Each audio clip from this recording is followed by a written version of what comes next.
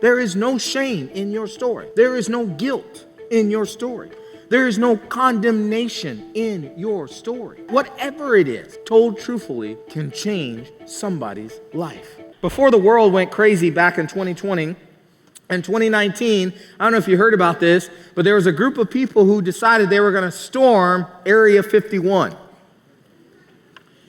This is a true story, guys.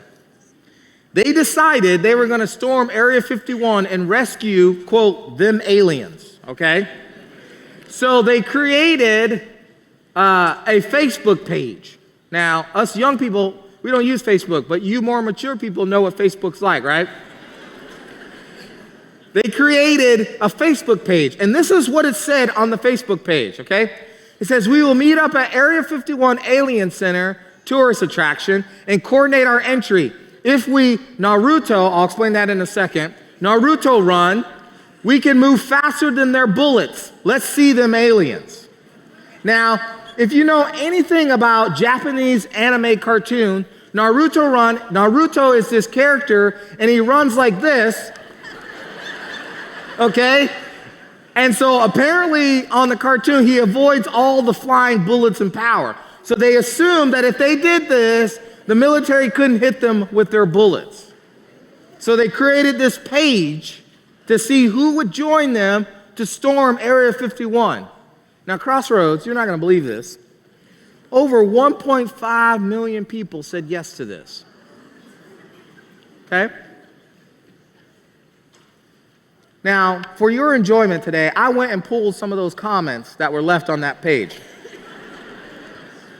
Let me show you some. Somebody rewrote Old Town Road to the Area 51 remix. Yeah, I'm going to take that walk down Nevada Road until I find me a UFO. I'm going to sneak out through the back, aliens attached, ready with the Mac if the FBI attack, right? So good. This one person wanted to know if they had a teleporter available so they could get in and get out without the aliens being seen. This one person said she couldn't go because her mom didn't know the aliens' parents. In my personal favorite, this dude said he was going to dress his alien up like Mr. T to sneak him out. Now, here's why I wanted to show you this, because there is a point to this. The United States government decided to respond to this Facebook page. Would you like to know what they said? Let me read it to you. It says, the Nevada Test and Training Range is an area where the Air Force tests and train combat aircrafts. Any attempt to illegally access military installation or military training area is dangerous. Now, we live in Texas. We know what that means. If you break in, we gonna shoot you, right? Let's just put it point blank and simple, right? We trying to be nice about it, but we gonna shoot you if you try to get into this place. This is how the Jews felt about their temple.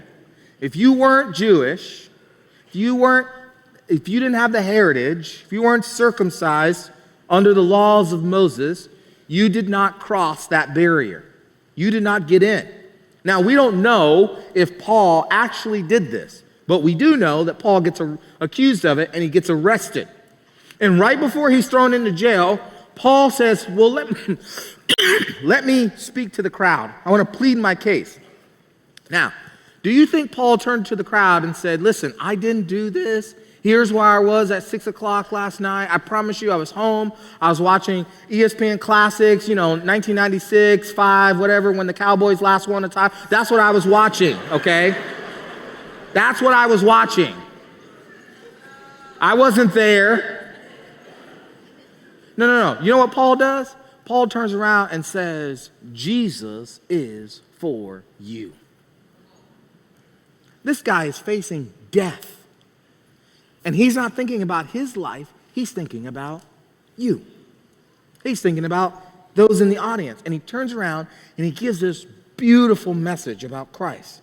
It doesn't matter to Paul that his life is everything in his life is going wrong at the moment. His only concern is getting the good news of Jesus in front of people. Let me ask you, church, individual, when's the last time you told somebody about Jesus? When's the last time you shared what God has done for you in your life? We have a saying at our church, and it goes like this: your story told truthfully is good news to those who are far from God and those who are near to God. Your story told truthfully is good news to somebody who don't know Jesus. Now, I used to think when I was a kid, man, I don't have a testimony. Because every testimony I'd heard growing up was, oh, I was in drugs and then I stopped doing drugs and my life got changed because of Jesus. Or I was doing this gang life and I'd killed a bunch of people and then next thing you know, I encountered Jesus and my life changed. I'd stolen this, and that. And I didn't think anything. I didn't think I had a story that would change somebody's life. But then in 2004, I went to a mission trip to Mexico City, and in a room of 20 kids, I told my story, just my simple story, and 7 kids came to Christ that night. Listen, if my story can change somebody's life, what can your story do? What can God do to your story? Your story told truthfully is good news. It's good news. There is no shame in your story. There is no guilt in your story. There is no condemnation in your story. Whatever it is, told truthfully, can change somebody's life.